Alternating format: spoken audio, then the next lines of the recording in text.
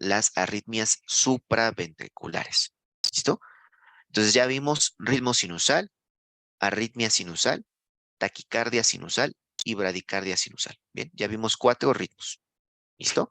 Todos de origen sinusal. Ahora, va a haber un espacio entre el nodo sinusal y el nodo auriculoventricular. ¿Listo? Que es básicamente toda la parte de las aurículas, ¿no? De los haces internodales y también una parte del nodo auriculoventricular. Bien, ahí nacen estas arritmias supraventriculares, porque como su nombre lo dice, es todo aquello que esté por arriba, ¿verdad? Supraventricular, arriba de los ventrículos. ¿Listo? Entonces, hay muchas arritmias en este apartado. Vamos a revisar las más comunes, ¿no? Y las que más podemos llegar a visualizar en un ambiente hospitalario. Entonces, la primera es la taquicardia supraventricular. Y de esta taquicardia supraventricular, pues hay una que es continua y hay una que es paroxística. Es decir, hay una que es continua, es decir, es el ritmo base todo el día, todo momento de un paciente, ¿listo? Y la otra que es paroxística es de repente, a lo mejor él hace un esfuerzo y comienza el desencadenante para la taquicardia supraventricular. Cuando se vuelve a poner en reposo, la taquicardia desaparece. ¿Listo? Y vuelve a hacer algún movimiento o algo y la taquicardia vuelve a aparecer y también se vuelve a quitar solita. Eso es una taquicardia supraventricular paroxística. Bien, que inicia y termina de manera súbita. ¿Listo? Eso significa paroxismo. Bien, eh, como les puse, y es mucho más común, ¿no? Vaya, para mencionar. Esta tiene una frecuencia cardíaca entre 120 a 240 latidos por minuto. Es decir, es una frecuencia cardíaca mucho mayor, ¿no? A la que pudiera tener una taquicardia sinusal. ¿Listo? Ahora, como lo dije, en su gran mayoría ocurre con episodios paroxísticos. ¿Listo? Es decir, inicia súbito y termina súbitamente. Bien. Es un ritmo regular, eso sí hay que tenerlo en cuenta, ¿no? Es decir, cuando comienza la arritmia, la taquicardia se vuelve regular. Bien, las ondas P pueden estar presentes o no, porque pues depende de la frecuencia cardíaca, ¿no? Eh, pero si nosotros las llegáramos a ver, tienen morfologías distintas. Entonces aquí la onda P no va a ser idéntica, no va a ser muy parecida. Una va a estar puntiaguda, una va a estar chata, una va a estar ancha, una va a estar invertida, una va a estar mellada, ¿no? O sea, puede aparecer diferentes tipos de onda P en este lugar. ¿Por qué? Porque el impulso de donde viene la onda P no es el nodo sinusal, sino es otro lugar entre el nodo sinusal y el tejido ventricular, ¿vale? Entonces, eso también hay que tenerlo en cuenta. Por eso es que estos no se llaman sinusales, porque el impulso no viene del nodo sinusal. Bien, listo. El intervalo PR puede existir, ¿no? Si podemos ver la onda P, y es menor a 0.12 segundos. Es decir, aquí está un poquito más corto. También es importante tenerlo en cuenta. Bien, los complejos QRS casi en todos los casos son como en los de la imagen, estrechos. Bien, es un QRS estrecho, casi en todos los casos. Habrá casos, ¿verdad?, en los cuales conduzca de manera aberrante. Y cuando pasa esto de primera instancia y tú no lo conoces, te espantas. Te espantas en el sentido de que ya vas a activar tu código de paro cardiorrespiratorio, ya casi quieres llegar y desfibrilar a tu paciente. ¿Por qué?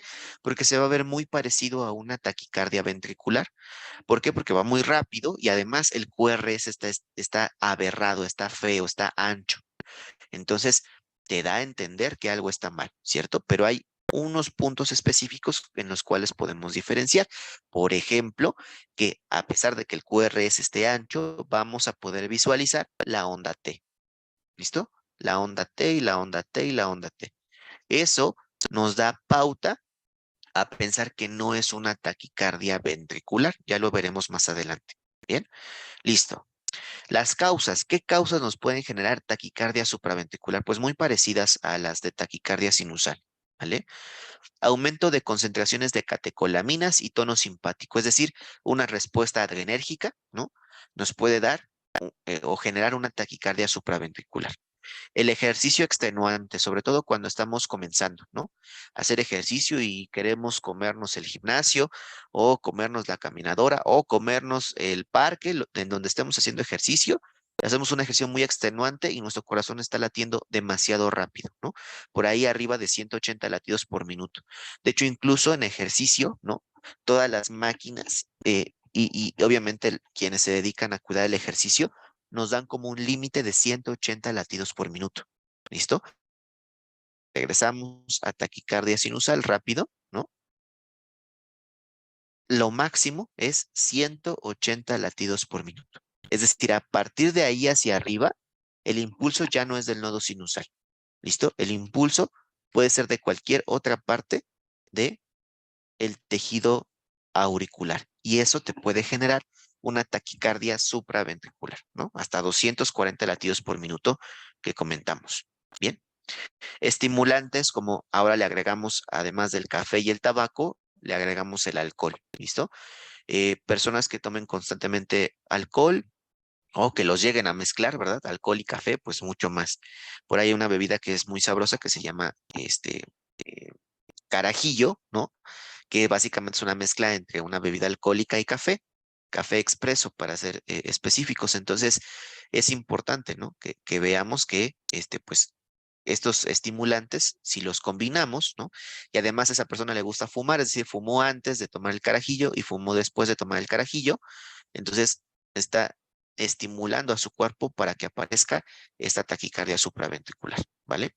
Consumo de anfetaminas y cocaína también puede llegar a causar esto. Alteración.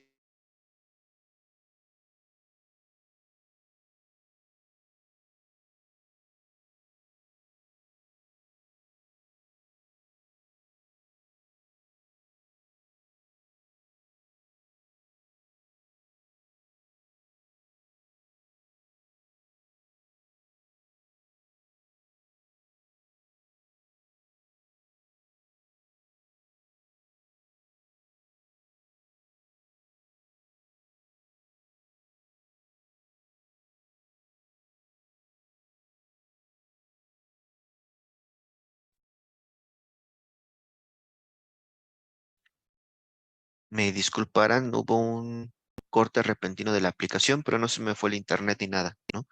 En el Facebook seguíamos conectados.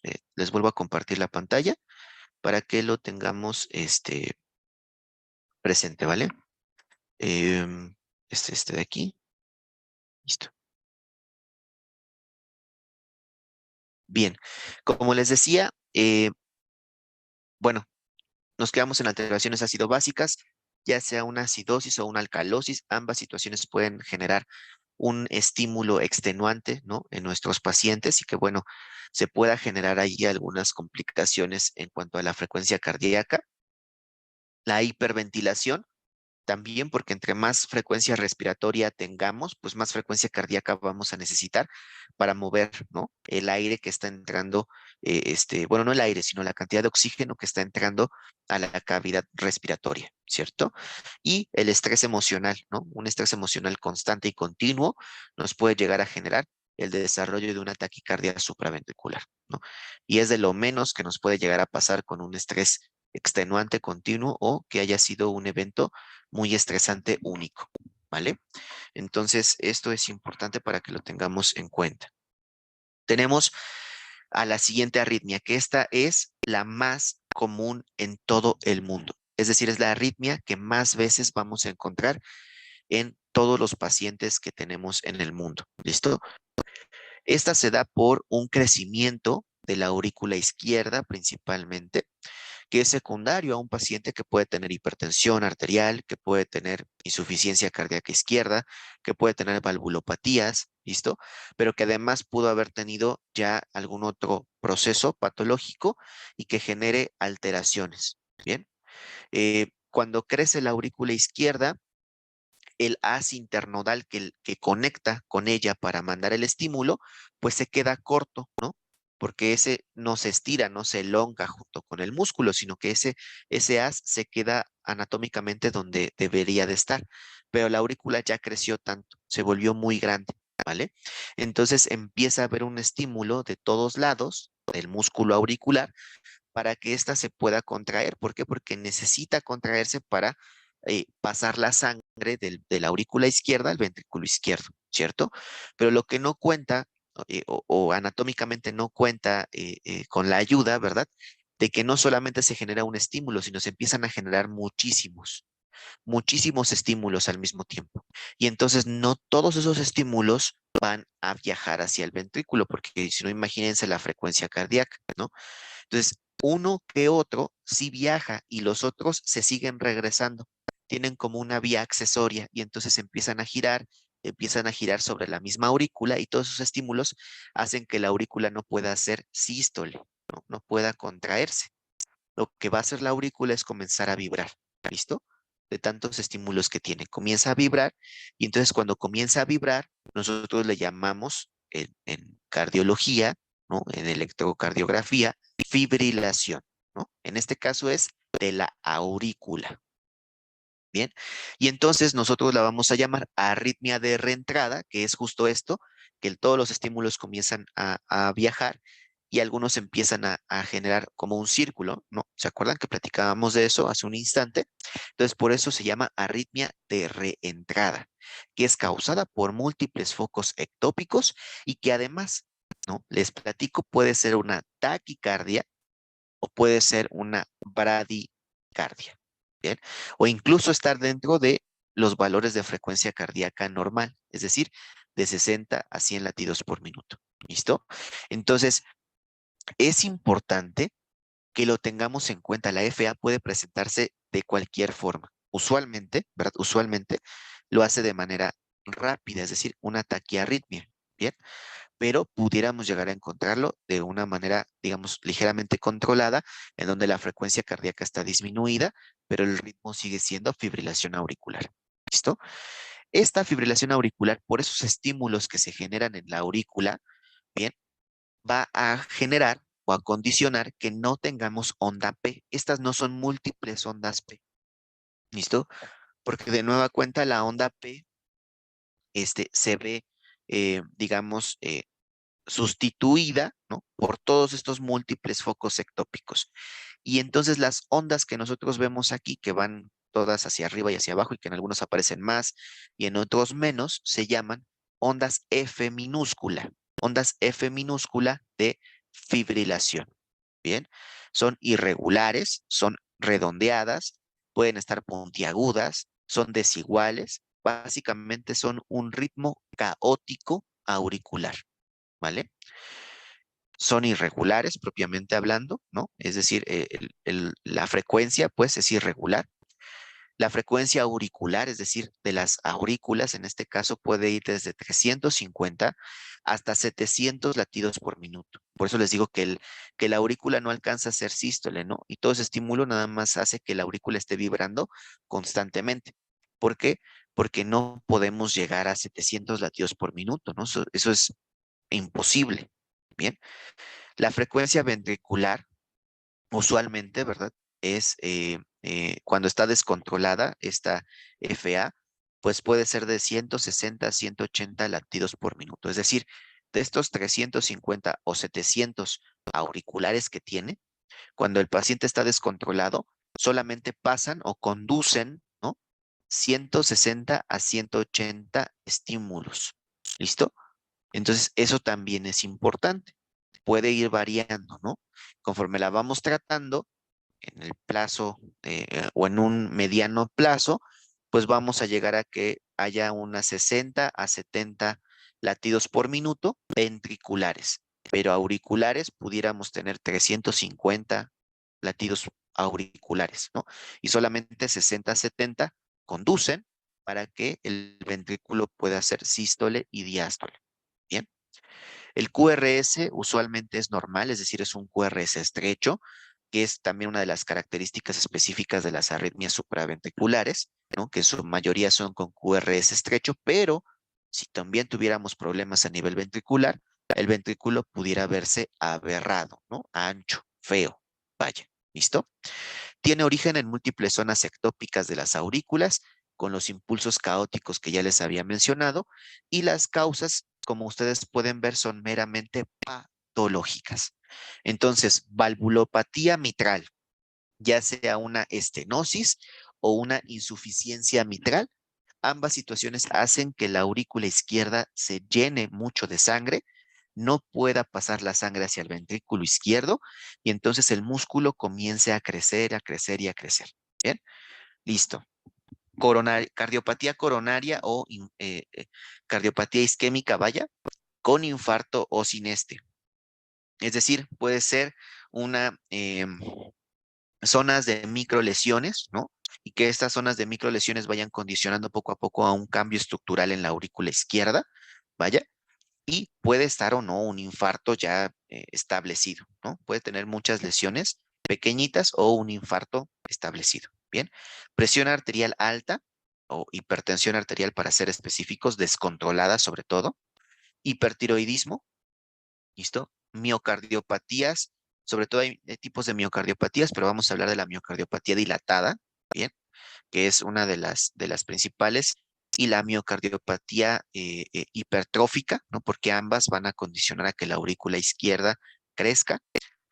Eh, Miocarditis, pericarditis, que pueden ser tanto infecciosas o solamente procesos inflamatorios, un traumatismo torácico, enfermedades pulmonares como hipertensión arterial pulmonar, por ejemplo, o tromboembolia pulmonar o también algún otro proceso crónico pulmonar nos puede llegar a generar FA y intoxicación digitálica, es decir, el paciente tenía otra arritmia y la estábamos tratando con la digital, que es la digoxina, vaya, el medicamento, y entonces nos pasamos un poquito, ¿no? De la dosis porque fue un día más, fue una dosis extra que no debería de haber tenido el paciente, pero que nosotros no pensamos que se iba a intoxicar, ¿no? Porque usualmente es el tratamiento establecido, entonces el paciente se intoxica digitalmente, cambia su ritmo y puede empezar con una fibrilación auricular, ¿vale?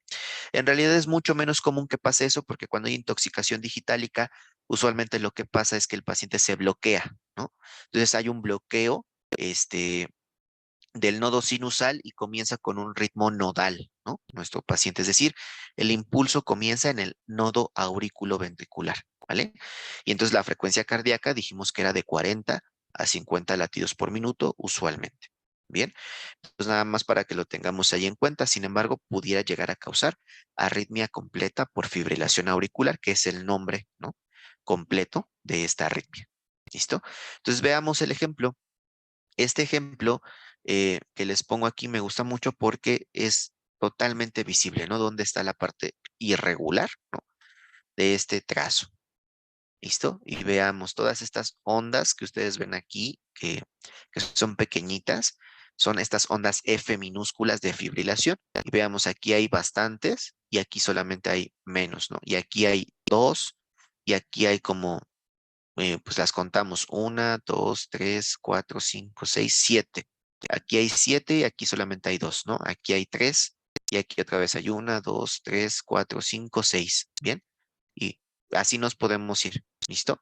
Entonces, vean cómo está irregular. De aquí a aquí es una distancia, luego de aquí a aquí se hace un poquito más pequeña y luego de aquí hasta acá se vuelve a separar, ¿listo? Y eso es, digamos, la clave de este ritmo, ¿no? Y siempre que vemos un ritmo irregular, todos pensamos, ah, FA.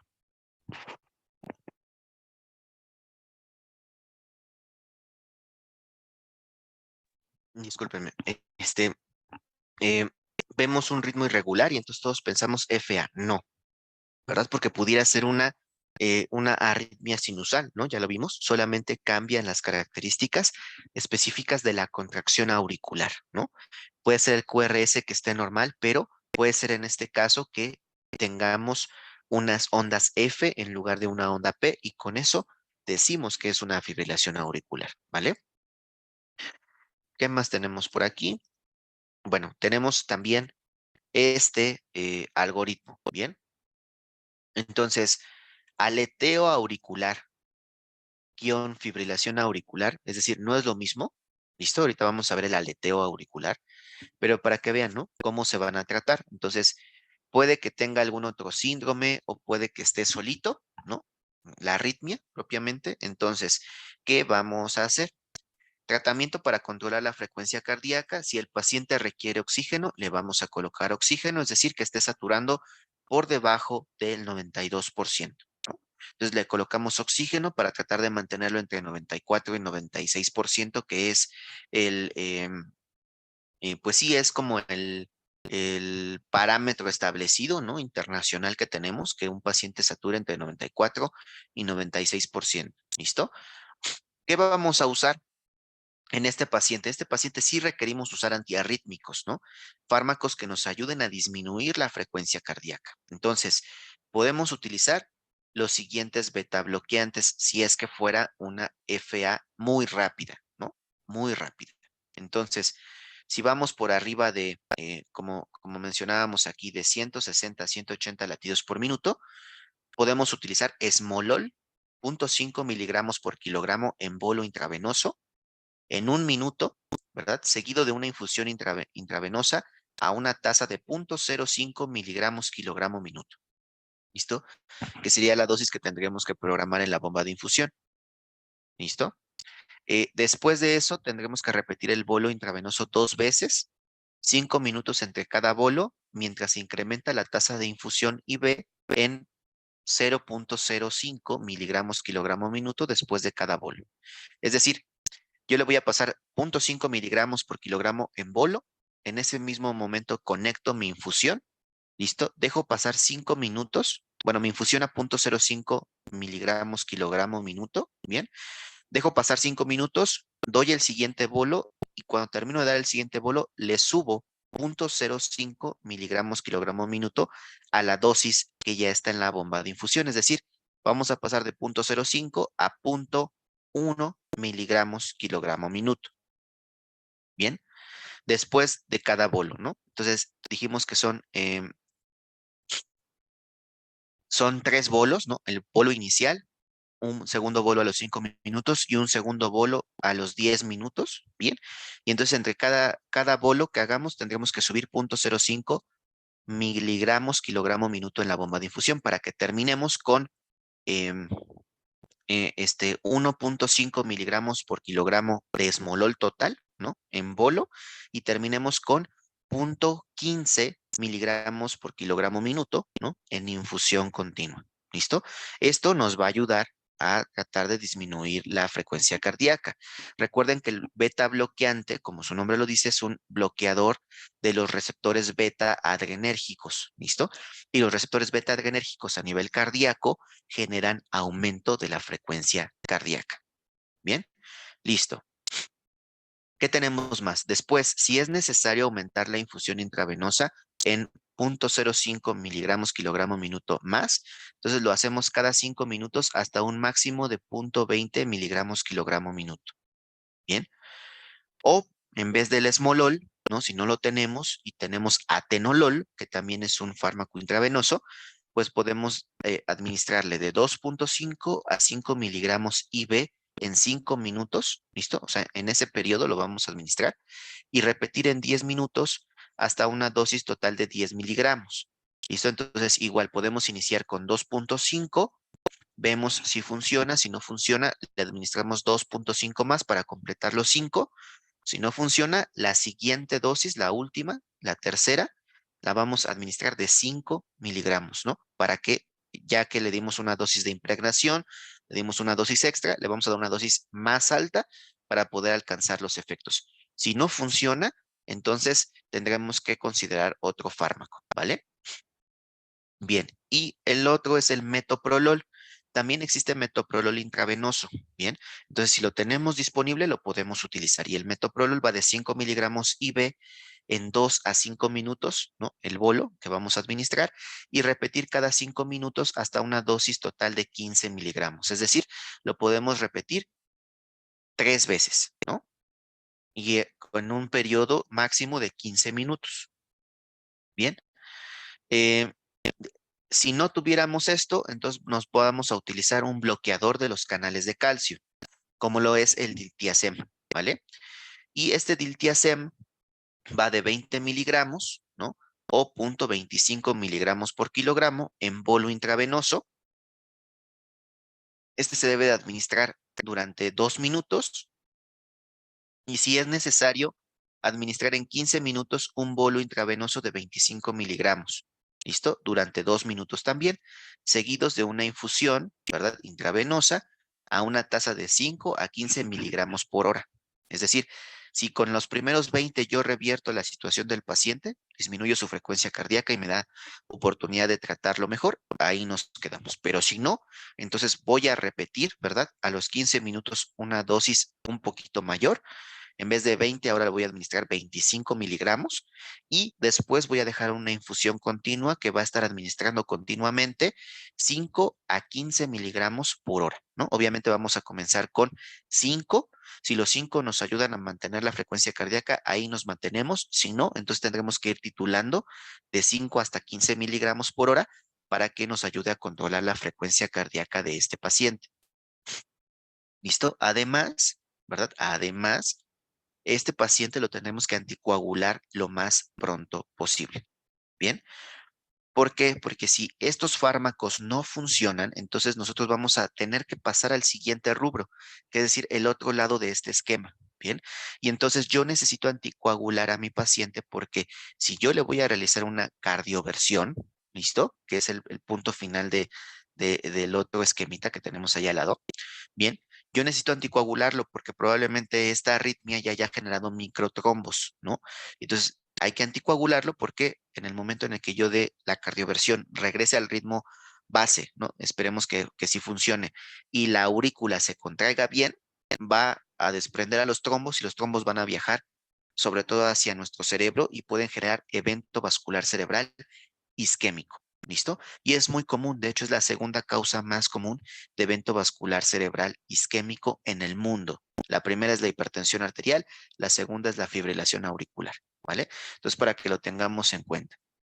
¿Qué más pasa? Bueno, eh, esto es un tratamiento para tratar de controlar, ¿verdad? La frecuencia cardíaca. Pero ¿qué pasa si nosotros queremos convertir el ritmo? Es decir, a lo mejor disminuimos la frecuencia cardíaca, pero el ritmo sigue igual. Es una FA está persistente y no hay forma de controlarla. Entonces, tenemos que considerar, ¿verdad? Revertir la fibrilación auricular en menos de 48 horas, ¿no? O el aleteo auricular de cualquier duración, es decir, el flóter auricular lo puedo revertir en cualquier momento con cardioversión. Si es la fibrilación auricular, debe ser durante las primeras 48 horas, justo porque no tenemos una carga, ¿no? De trombos probablemente que puedan ocasionarnos problemas. Entonces, lo tenemos que considerar. Bien, oxígeno, claro está, porque probablemente este paciente sí lo requiera, ¿no? Esté saturando, como dijimos, menos del 94%, entonces hay que llevarlo a una saturación normal. ¿Listo? Y hay algunos nombres distintos aquí. Vean, dice ibutilida. ¿Ven? Si el paciente pesa más de 60 kilogramos, ibutilida 1 miligramo IV en 10 minutos y repetir 10 minutos después de la primera infusión si es necesario. Ahora, en nuestro país es un poco complicado encontrar este fármaco. Bien, ibutilida. Usualmente seguimos con los beta bloqueadores o los calcio antagonistas de primera instancia. Bien, listo. Si el paciente pesa menos de 60 kilogramos, ibutilida 0,1 miligramo por kilogramo IV en 10 minutos y repetir 10 minutos después de la primera infusión si es necesario. Bien, si esto no funciona, entonces en los hospitales siempre lo bromeamos, ¿no? Que en realidad pues sí lo tomamos como un chiste local, vaya, pero si no sabes de dónde es la arritmia, amiodarona es la solución, ¿no? Entonces, si yo no puedo controlarle la frecuencia cardíaca con algo más, entonces voy a buscar amiodarona. Amiodarona 150 miligramos infusión IV durante 10 minutos, es decir, en bolo, básicamente, pero tendría que prepararse, ¿verdad? 150 miligramos en 100 mililitros de solución salina o glucosada, depende de la marca de la amiodarona, ¿bien? Y debe de administrarse durante 10 minutos. Y en el tiempo en el que se administra, tú debes estar preparando una infusión, ¿verdad? De amiodarona que complete el gramo, ¿no? Es decir, vamos a preparar 850 miligramos, ¿listo? En el resto de la infusión que vamos a utilizar, usualmente es en una solución de 250 mililitros, para 24 horas, ¿no? Que será el tiempo que vamos a dejar la amiodarona administrando, ¿listo? Aquí nos dicen que es una infusión de 1 miligramo minuto durante 6 horas y luego disminuir 0,5 miligramos hora durante 18 horas, ¿no? Si sumamos 18 más 6 nos da 24. ¿Están de acuerdo? Entonces debemos de preparar una solución que nos pueda eh, eh, dar para 24 horas, ¿listo? Y será el gramo restante, ¿bien? O sea, para completar el gramo en 24 horas de amiodarona, ¿listo? Después de esto, si yo lo que quiero es revertir el ritmo por medio de una terapia eléctrica, entonces, ya que le administramos la miodarona, ya que anticoagulamos, ¿verdad? De nueva cuenta a nuestro paciente, entonces vamos a hacer una cardioversión, ¿listo? La cardioversión es una técnica de dar un choque eléctrico, ¿no? A nuestro paciente, pero con unos joules, un voltaje, ¿no? Digámoslo así, menor, ¿bien? Al que hacemos en una desfibrilación, ¿listo? Porque aquí nos recomiendan las guías que empecemos en 50 a 100 joules para el flóter auricular y de 100 a 200 joules para la fibrilación auricular. Ahora, las guías de la AJA, por ejemplo, nos dicen que si no sabemos cuál es la dosis mínima y máxima del dispositivo que estamos utilizando, del desfibrilador, entonces nos vayamos a la dosis máxima, es decir, 100 joules para aleteo auricular y 200 joules para fibrilación auricular. Bien. Repetir si es necesario a 100 joules, 200 joules o 300 joules. También tener en consideración qué tipo de desfibrilador tenemos, ¿no?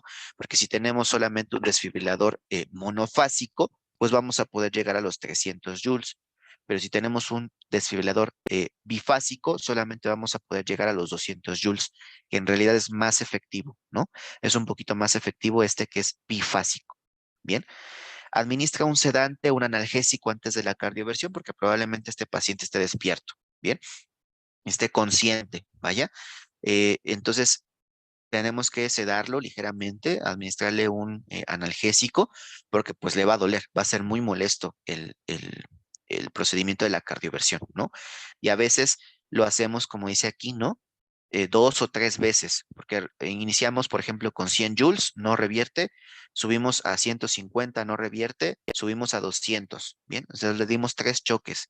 Entonces es importante mantenerlo con una sedación y una analgesia para evitar complicaciones. ¿Listo? Entonces así más o menos se va a manejar este ritmo cuando es de urgencia. Me dan de nueva cuenta que viene esto. Cardioversión con 100 a 200 joules con onda monofásica. ¿Listo? De 100 a 120 joules con onda bifásica, es decir, el tipo de desfibrilador. Bien. Y aumentar la dosis del shock subsiguiente según sea necesario. ¿Listo? Entonces, monofásico, ¿qué se refiere cuando yo les digo que es algo monofásico?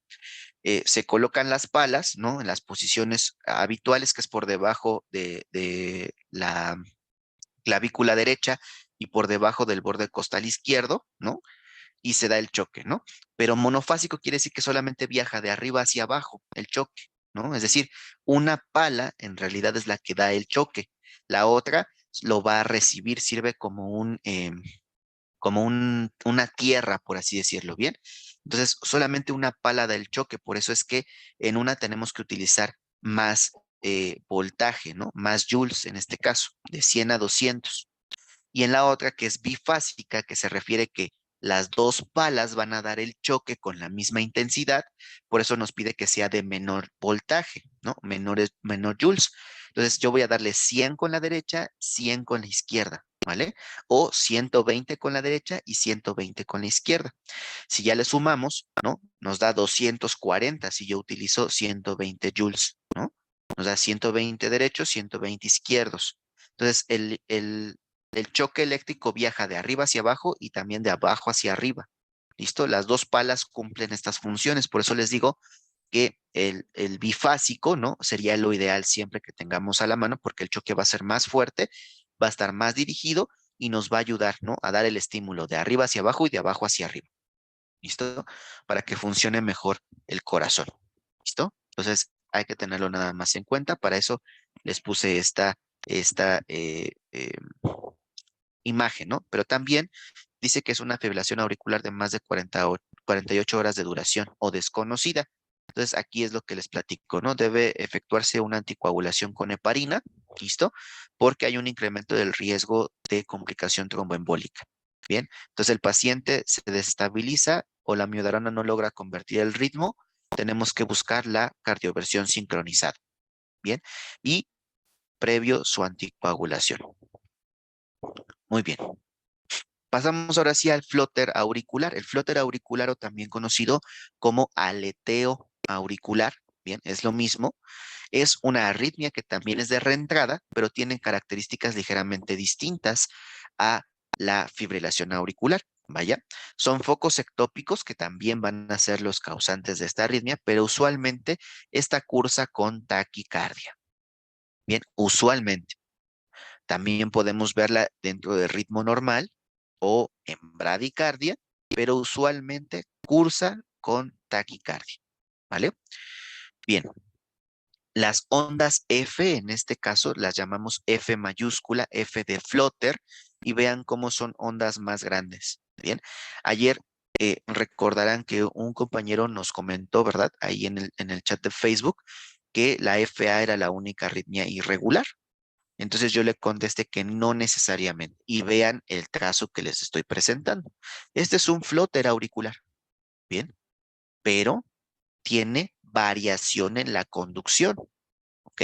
Entonces aquí conduce 2 a 1, ¿no? Es decir, dos ondas de flóter, un QRS. Pero vean el siguiente, 1, 2, 3, 4, un QRS.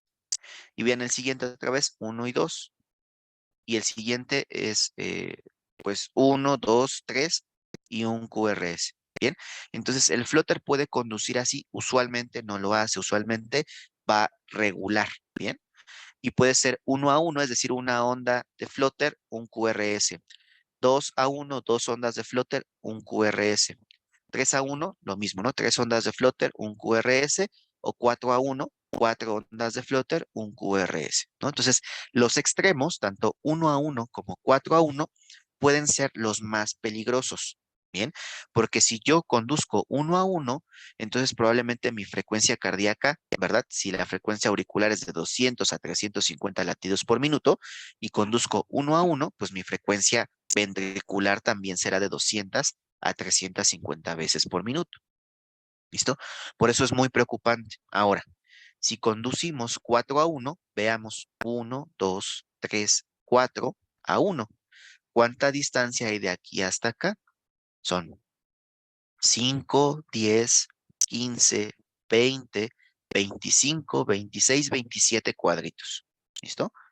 Entonces, es demasiado, ¿están de acuerdo? Son muchos cuadritos.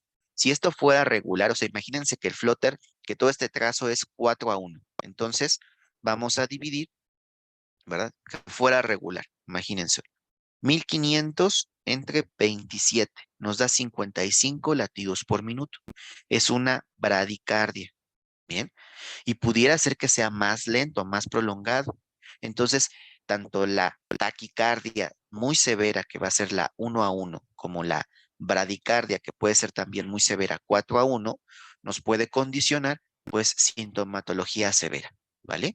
El flóter tiene, digamos, estas características, ¿no? La fibrilación auricular, no vemos la conducción porque en realidad son múltiples, ¿no? Recordar, regreso un poco, aquí tenemos de 350 hasta 700 latidos por minuto, no podemos determinarlo, ¿no? O sea, sería muy mal decir está conduciendo a 5, 10, 15 a 1. Es bastante complejo, ¿vale? Pero aquí que las ondas son un poco más grandes, sí lo podemos determinar. Y por eso es que lo consideramos. Además de que la frecuencia auricular siempre va a ser menor, ¿no? Que la de la fibrilación auricular. ¿Listo? El QRS puede ser normal, excepto, ¿no?, en presencia de un trastorno previo. Y las causas, pues también son bueno, muy parecidas, ¿no? Pero aquí le aumentamos, además de estenosis valvular mitral, también la tricuspidia. Bien, entonces cualquiera de las estenosis valvulares puede llegar a generar flóter auricular. Bien, mitral o tricuspidia. Cardiopatía coronaria, ¿listo? Presión arterial alta o hipertensión arterial, las miocardiopatías, Dilatación auricular de cualquier causa, sobre todo del lado derecho. Bien, esto también hay que identificarlo. La fibrilación auricular usualmente se da por crecimiento de la aurícula izquierda, es mucho más común, bien, y el flóter es un poquito más común que la alteración sea del lado derecho. ¿Listo? Hipertiroidismo, intoxicación digitálica, concentraciones bajas de oxígeno, es decir, hipoxemia o hipoxia, bien, cor pulmonale agudo o crónico, es decir, insuficiencia cardíaca derecha con hipertensión arterial pulmonar, básicamente, que sea aguda o crónica, ¿vale? Eso es cor pulmonale, insuficiencia cardíaca congestiva y alcoholismo. Estas son todas las causas que nos pueden generar el famoso flóter auricular. Bien, entonces depende, ¿verdad? Si el flóter es irregular, pues lo sacamos la frecuencia cardíaca por la regla de los 6 segundos. Si es regular, pues la sacamos por la de los 1500. Bien, pero todo depende a cómo va a este, eh, cursar, ¿no? Su relación en cuanto a frecuencia auricular y frecuencia ventricular. ¿Listo? Muy bien.